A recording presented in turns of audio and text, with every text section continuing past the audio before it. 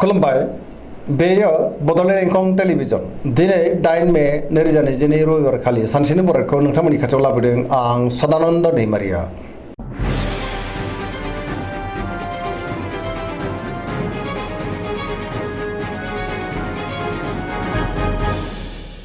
सिगां फरायनो लादों मेष राशि गिबि हांखो अ ल।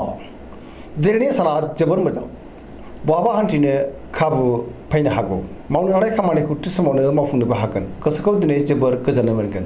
देहाया मोजाङै थागोन। हरखाबै बहानिफ्रायबा मोजां खौरांबो फैनो हागौ। रांखावरियाव दिनै जोबोर मोजां होनजायो। गोबां धोन आरजिनोबो हागोन। बेफार फालांगियाव जोबोर मोजां मुलाम्फा मोनगोन। आयाबो बांगोन। सोरबा लोगोनि हेफाजाबखौ मोननो हागोन। न'खराव दिनै बिसि फिसायनि गेजेराव अनलायनाय फैगोन। बिदा फंबायजों मोजां सोमोन्दो थागोन। गुबुननि गोसोखौ गोरलैयैनो बोनो हागोन। गोसोनि बोलोआबो दिनै बांगोन। समाजाव मान मोनगोन। सेंग्रा सिख्लाफ्रा बहानिफ्रायबा मोजां खौरां मोननो हागौ। गोसोआबो दिनै जोबोर रमान्टिक जागोन। गावबा गावनि गोसोनि साननायखौबो फोरमायलायनो हागोन।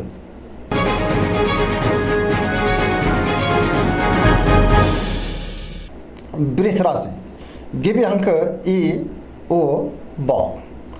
दिनैनि साना जोबोर मोजां। गोसोखौ जोबोर गोजोननाय मोनगोन। गुबुननि थाखाय गोबां मोजां खामानि मावनानै होनोबो हागोन। गोदान आरो गोग्गो सानखांनो रोंगोन। गियाननि आंखाल जानाय नङा। गोसोनि बोलोआबो बांगोन। मावनो लानाय खामानिखौ थि समावनो मावफुंनो हागोन। समाजावबो मान मोनगोन। रांखावरियाव जोबोर मोजां। गोबां धोन आरजिनोबो हागोन। बेफार फालांगियावबो मोजां होनजायो। अब्लाबो नाथाय खरसायाबो बांगोन। न'खराव दिनै बिसि फिसायनि गेजेराव अनलायनाय फैगोन। बिमा बिफानि अननाय आरो बोरखौ मोननो हागोन। देहाया मोजाङै थागोन। अब्लाबो नाथाय जानाय लोंनायाव सांग्रां जानांगोन। जायखि खामानि मावानो मोनफ्रोमबो खामानिखौनो दिनै मोजाङैनो मावफुंलांनो हागोन। लोगोफोरनि अनसायनाय मोनगोन। गोसोनि साननायफ्राबो जाफुंगोन। पजिटिभ एनार्जिनि गोहोम गोग्लैगोन।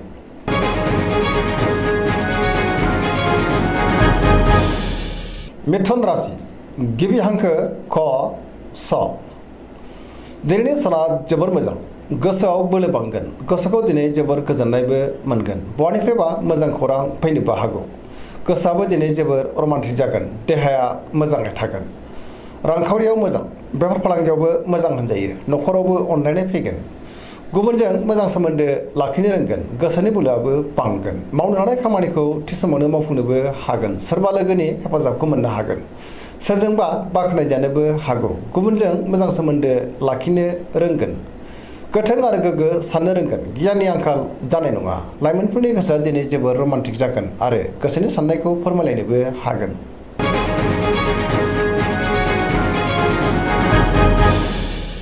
कर्कट राशि गिबि हांखो ड ह। दिनैनि साना मोजां आरो गाज्रिनि गेजेरजों बाबेनलांगोन। सोरबा लोगोजों गाज्रि नोजोर होखोमाजानो हागौ। गोसोआव गुलुं गुजुं साननाय फैगोन। गोसोनि साननायफ्रा देबारनांगोन। पजिटिभ साननो रोंनाय नङा। मावनो लानाय खामानिखौ मावफुंनो हागोन। रांखावरियाव मोजां। नाथाय अब्लाबो खरसायाबो बांगोन। बेफार फालांगियाव मोजां होनजायो। न'खराव दिनै अनलायनाय फैगोन। देहायाबो मोजाङैनो थागोन। गोसोखौ जोबोर उसुखुथु मोनगोन। गुबुननि हेफाजाबखौ मोननो हागोन। न'खराव अनलायनाय फैगोन। समाजावबो दिनै मान मोननो हागोन। फरायसाफ्रा फरायनायाव गोसो दुंखांगोन आरो मोजां फिथाइ मोननोबो हागोन।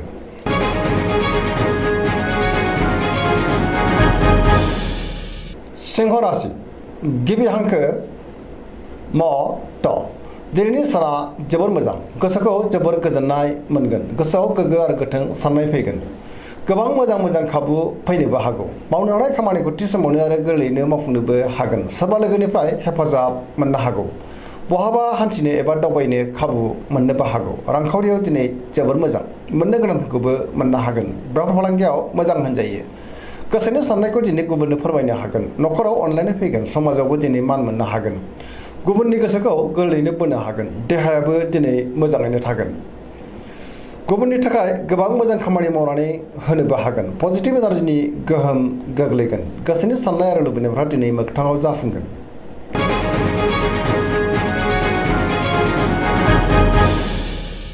कन्या राशि गिबि हांखो प ट। दिनैनि साना जोबोर मोजां। गोसोआव पजिटिभ साननाय फैगोन, गोथों आरो गोग्गो साननो रोंगोन, गियाननि आंखाल जानाय नङा, मोनफ्रोमबो बिथिङावनो दिनै जाफुंसारगोन। रांखावरियाव दिनै जोबोर मोजां होनजायो, गोबां धोन आरजिनोबो हागोन। बेफार फालांगियावबो जोबोर मोजां मुलाम्फा मोनगोन। देहाया दिनै मोजाङै थागोन, अब्लाबो नाथाय जानाय लोंनायाव सांग्रां जानांगोन। गोबां मुंदांखा सुबुंजों दिनै लोगो मोनज्लायनोबो हागौ। न'खराव अनलायनाय फैगोन। गोबां खामानियाव दिनै मुखुबबो थागोन, सोरजोंबा बाख्नाय जानोबो हागौ। गोसोखौ दिनै जोबोर गोजोननाय मोनगोन आरो रमान्टिक जागोन। पजिटिभ एनार्जिनि गोहोमबो गोग्लैगोन। लाइमोनफ्रा गावबा गावनि गोसोनि साननायफोरखौ फोरमायलायनोबो हागोन।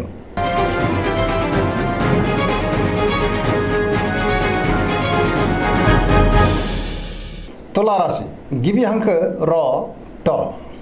दिनैनि साना जोबोर मोजां, गोसोनि बोलोआ बांगोन, गोसोनि साननायफ्राबो जाफुंगोन। मावनो लानाय खामानिखौ थि समावनो आरो गोरलैयैनो मावफुंनोबो हागोन। देहायाबो मोजाङै थागोन। रांखावरियाव जोबोर मोजां, गोबां धोन आरजिनोबो हागोन। न'खराव दिनै बिसि फिसायनि गेजेराव अनलायनाय फैगोन। बिदा फंबायजों मोजां सोमोन्दो थागोन। गुबुनजों मोजां सोमोन्दो लाखिनो रोंगोन। बेफार फालांगियाव दिनै जोबोर मोजां होनजायो, गुबुननि गोसोखौबो गोरलैयैनो बोनो हागोन। लोगोफोरनि अनसायनाय मोनगोन। गोदान आरो गोग्गो साननो रोंगोन।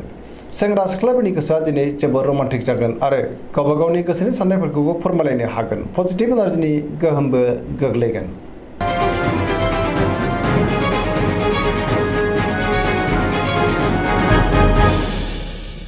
वृश्चिक राशि गिबि हांखो न स। दिनैनि साना जोबोर मोजां, समाजाव लोगो लेवा बांगोन। सोरबा गोजाम लोगोजों दिनै बहाबा लोगो मोनज्लायनोबो हागौ। गोसोआव गोग्गो आरो गोथों साननाय फैगोन। मावनो लानाय खामानिखौ थि समावनो आरो गोरलैयैनो मावफुंनोबो हागोन। समाजाव गोबां मान मोनगोन, बयजोंबो अनजागोन आरो अनसायजागोन। गुबुननिफ्राय हेफाजाबबो मोननो हागोन। गोसोनि साननायफ्राबो दिनै मोगथाङाव जाफुंगोन। गोसोनि बोलोआ बांगोन।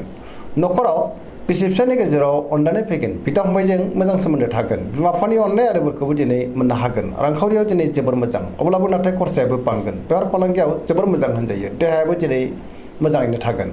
गुबुननि हेफाजाबखौ मोननो हागोन। फरायसाफ्रा फरायनायाव गोसो दुंखांगोन आरो मोजां फिथाइ मोनगोन। लाइमोनफोरा जोबोर रमान्टिक जागोन आरो गावबा गावनि गोसोनि साननायफोरखौबो फोरमायलायनोबो हागोन।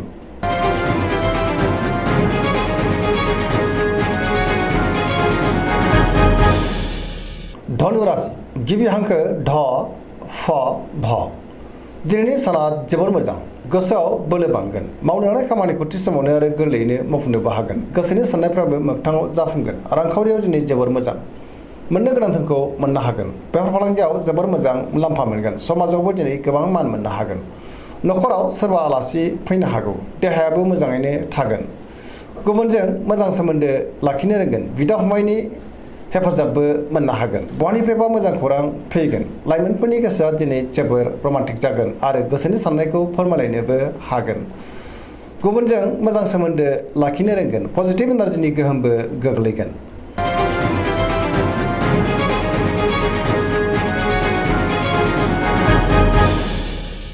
मकर राशि गिबि हांखो ख ज। दिनैनि साना जोबोर मोजां, गोसोनि साननायफ्राबो मोगथाङाव जाफुंगोन। सिगांनि बबेबा आद्रा खामानिखौबो दिनै गोरलैयैनो मावफुंनो हागोन। मावनो लानाय खामानिखौ मावफुंजागोन। रांखावरियाव दिनै जोबोर मोजां होनजायो, आयाबो बांगोन। मोननो गोनां धोनखौबो मोननो हागोन। बेफार फालांगियावबो दिनै जोबोर मोजां मुलाम्फा मोनगोन। गुबुनजों मोजां सोमोन्दो लाखिनो रोंगोन। गोथों आरो गोग्गो साननो रोंगोन। गियाननि आंखाल जानाय नङा। गोब्राब खामानिखौबो दिनै मावफुंजोबगोन।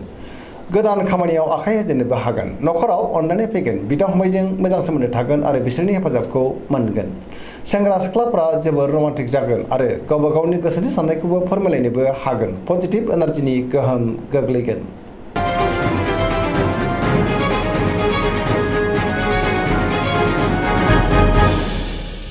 कुम्भ राशि गिबि हांखो ग स। दिनैनि साना जोबोर मोजां, गोसोखौ जोबोर गोजोननाय मोनगोन। मावनो लानाय खामानिखौ थि समावनो आरो गोरलैयैनो मावफुंनो हागोन। बहानिफ्रायबा मोजां खौरां फैनोबो हागौ। समाजावबो दिनै गोबां मान मोननो हागोन। गोबां मुंदांखा सुबुंजों दिनै लोगो मोनज्लायगोन।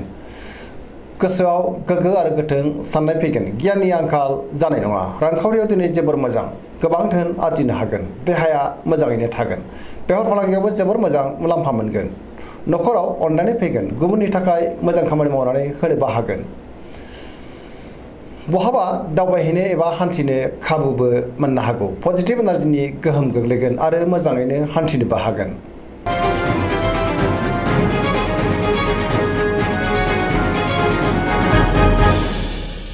मीन राशि गिबि हांखो ड स दिनैनि साना जोबोर मोजां गोसोआव पजिटिभ साननाय फैगोन गोसोनि बोलोआबो बांगोन गावनि गोसोनि साननायखौ दिनै गुबुननो फोरमायनो हागोन देहाया मोजाङै थागोन अब्लाबो नाथाय जानाय लोंनायाव सांग्रां जानाया गाहाम रांखावरियाव दिनै जोबोर मोजां बेफार फालांगियावबो जोबोर मोजां होनजायो नखरावबो अनलायनाय फैगोन गोसोनि बोलोआ बांगोन सोरजोंबा बाख्नाय जानोबो हागौ गुबुनजों मोजां सोमोन्दो लाखिनो रोंगोन लाइमोनफोरनि गोसोआ दिनै जोबोर रमान्टिक जागोन आरो गावबा गावनि गोसोनि साननायफोरखौबो फोरमायलायनोबो हागोन फरायसाफ्रा फरायनायाव गोसो दुंखांगोन आरो मोजां फिथाइ मोनगोन गुबुनजों अनजासो गारगोन बहाबा थाङोब्ला जोबोर मोजां आरो मोजाङैनो हान्थिनोबो हागोन सरासनस्रायै दिनै साना जोबोर मोजां आरो मोजाङैनो बारग'लांगोन